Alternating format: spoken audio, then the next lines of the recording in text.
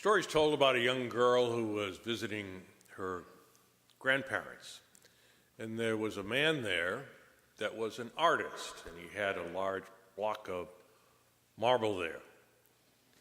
When the granddaughter returned several weeks later, she found that the artist had sculpted a beautiful lion out of the marble.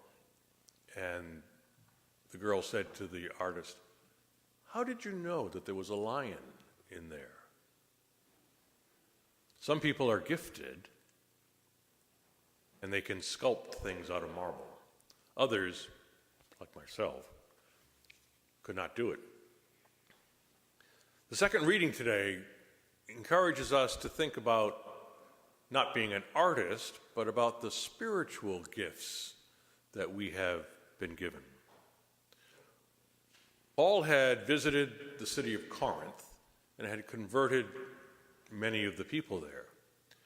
And he was writing now a letter to the new converts, trying to address some of the difficulties or issues that they were experiencing as disciples of Christ.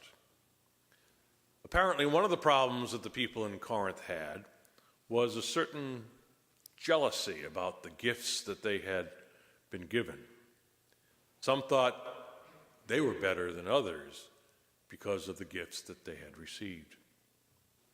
But the main point that Paul is trying to make is that whatever gift you have, it's meant to be of service to the whole community. In other words, the gifts of faith or hope or some other spiritual gift make sense only if you're putting them at the service of the other. The application of this scripture to our own lives is pretty clear, although sometimes a real challenge. We need to realize that we are called and gifted and are expected to serve the other. The first thing that we need to do is to recognize the gifts that we have.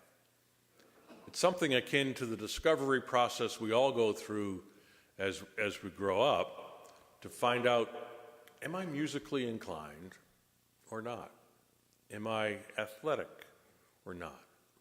Am I good in math or science or English or whatever it might be? In the spiritual dimension, there are gifts as well.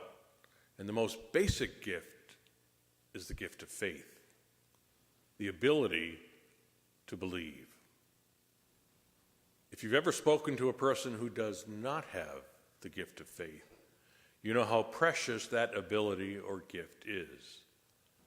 Be able to believe in a higher power that is the source of our life and the promise of our life to come. While our faith may expand or contract over the years, the ability to say, "I do believe," is a remarkable gift. If you have that gift, realize how precious it is. And the second point Paul makes is that that gift, or whatever gift it is, are meant to be served and shared with the other. If we have the gift of faith, we need to be able to be sensitive to need to share that gift with another. We are called and gifted. How do we share those gifts with others? That's the whole point of the second reading this morning.